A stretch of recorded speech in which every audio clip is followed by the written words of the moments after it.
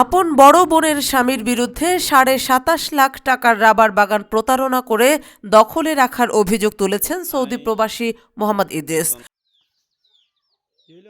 কক্সবাজারের ঈদগড়ে বোন জামাই আবুল কালাম সওদাগরকে বিশ্বাস করে সৌদি আরবে থাকাকালীন রাবার বাগান করতে এই টাকা দিয়েছিলেন ইদ্রিস।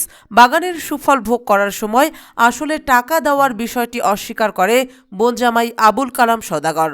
ফলে প্রবাসী ইদ্রিস তার ইনকামের দীর্ঘদিনের টাকা পয়সা হারিয়ে এখন প্রায় নিঃস্ব।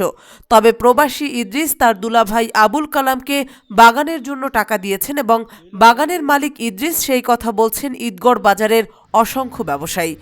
আমরা তো জানি এটা তো ইদ্রিসের বাগান, মানে ইদ্রিস বিদেশে ছিল, সৌদি আরবে ছিল।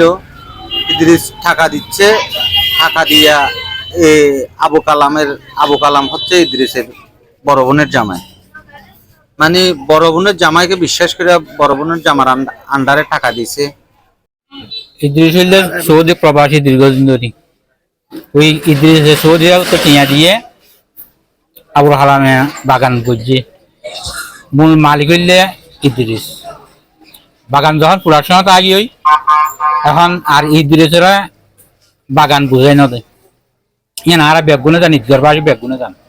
ইয়ান ঘটনায় আমি একসাথে সৌদি আরবে ছিলাম, পাশাপাশি খটিয়া দিয়ে না জানি, কিন্তু বাগান ঘর দিয়ে টিয়া হাড়ের হয়তো বঞ্জামের নাম টিয়া হাড়ির বাগান করে দূরে দূরে বাগান করি প্রতিদিনই আর শুনতাম। তাহলে 2-4-5 বছর 10 বছর শুনে শুধু টিয়াদের বাগান করে। আয় এখন বিদেশ আগে গিয়ে আয় বা দিয়ে এখন বাগানের টিয়া দিতেছে আর এখন বাগান দখল ওর ওলো ওলো লেনদেন আসছিল জানি, তবে বাগান বুঝতে বলে হয়তো ফোন নিলাম। আপন ভগ্নিপতির প্রতারণামূলক আচরণ নিয়ে পুরো ঈদগড় এলাকায় এখন সবাই অবগত। স্থানীয় চেয়ারম্যানের কাছে বিচার দেবার পর আবুল কালাম সওদাগর কখনো বিচারে যায়নি। ইউনিয়নের বিচারিক বোর্ড আবুল কালামের প্রতারণা বুঝতে পেরে ইদ্রিসের পক্ষে একটি সালিশ কাগজও লিখে দিয়েছেন। নিজের বোন জামাইকে পরিবারের অভিভাবকের দায়িত্ব দিয়ে যেন বড় বিপাকে পড়েছেন প্রবাসী ইদ্রিস মিয়ার পরিবার। তার বাবা ইলিয়াস মিয়া বলেছেন, বড় মেয়ে রহিমার জামাইকে অতিরিক্ত বিশ্বাস করে ছেলে ইদ্রিস টাকা দিয়েছিল রাবার বাগান করতে, কিন্তু সে এখন অস্বীকার করছে। আবুল কালামরে আর ফুলে ফুয়াই যাবে মনে বুঝিলাম, ফুলে ফুয়াই যাবে মনে বুঝিলাম। আর ফুয়ার ইদ্রিসের দিকে হোত তুই ইটার আলো বিয়া দেবে নবুঝ আর ফুয়া দব আর হতে হই আর তো আর ফুয়ার তার ন করে কয় ইটারে টিয়া দের আজ না খুঁজিলেও দের, বেই না খুঁজিলেও দের, দিনে 2 মতো দের, দিনে মতো দের, সদুন টিয়া দিয়ে রাখালে ইয়ান নজানি বুঝছো। তার পোয়া বলে মনে করি দক্ষিণ ইলা করে দিই করতাম বাজি।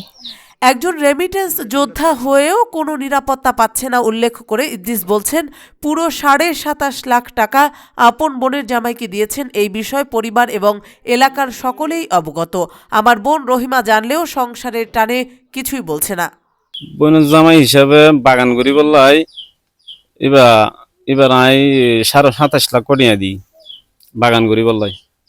তুলে বাগান তো বুঝছে, বাগান করার পরে তখন আয় বিদেশত আসছে, বাগান প্রোডাকশনত যখন আসছে আয় গিয়া করি হিসাবত বগারাই বাড়ির মধ্যে হিসাবত বসেরা রেলা হদে তোমরা টিয়ে দুন ন সদুন দিয়ে হদে আয় দিয়ে টিয়া দিয়ে 27.5 লাখ, এবার বক্তব্য বললে 17.5 লাখ।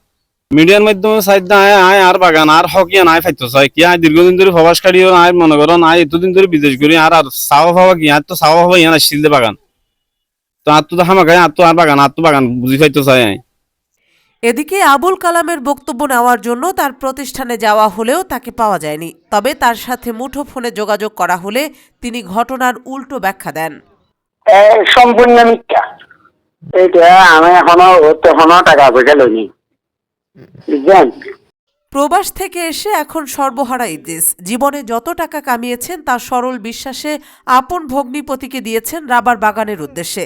কারো বিচার মানছে না ক্ষমতাধর আবুল কালাম সওদাগর। তাই সংবাদ মাধ্যমের মাধ্যমে সকলের কাছে বিষয়টি অবগত করেছেন তিনি। পাশাপাশি আইন প্রয়োগকারী সংস্থার কাছে সুষ্ঠু তদন্ত করে ব্যবস্থা নেওয়ার আকুল আবেদন এই প্রবাসীর। নিউজ ডেস্ক, রামু খবর 24।